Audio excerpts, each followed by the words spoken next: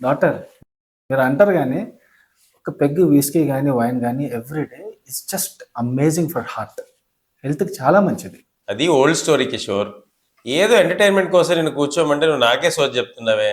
ఆర్టికల్స్లో కూడా చూశాను డాక్టర్, మీకు కూడా తెలుసు అది నిజమని. మీకు తెలుసు నిజం లేదు తొక్కలేదు. నీలాంటి తాగుబోతే ఎవడో పుకారు పొట్టించాడు రోజు తాగటానికి కారణం కోసం. నీతో మళ్ళీ మాట్లాడతాను ఆగు. కొన్ని ఓల్డ్ స్టడీస్ లో స్మాల్ అమౌంట్స్ ఆఫ్ ఆల్కహాల్ తో గుడ్ కొలెస్ట్రాల్ అంటే HDL కొంచెం ఇంక్రీజ్ అవ్వచ్చు అని చూసుంటారు.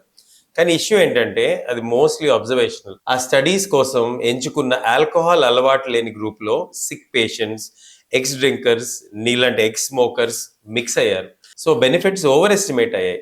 డైలీ ఆల్కహాల్ తీసుకోవడంతో బాడీలో 3 కీ థింగ్స్ జరగచ్చు.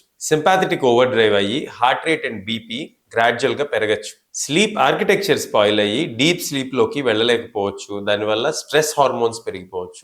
లివర్ మెటబాలిజం షిఫ్ట్ అయిపోయి ట్రైగ్లిజరైడ్స్ ఎక్కువైపోవటం, ఫ్యాటీ లివర్ రిస్క్, దాని తర్వాత చిన్నగా లివర్ ఫెయిల్యూర్ లోకి వెళ్ళిపోవచ్చు. హార్ట్ ని లివర్ ని ప్రొటెక్ట్ చేయాల్సిన మన సిస్టమ్ డైలీ ఆల్కహాల్ కన్జంప్షన్ తో పనిష్ మోడ్ లోకి వెళ్ళిపోతుంది. హార్ట్ అండ్ లివర్ ప్రొటెక్షన్ కి protocol: good physical activity daily, good amount of sleep and good diet.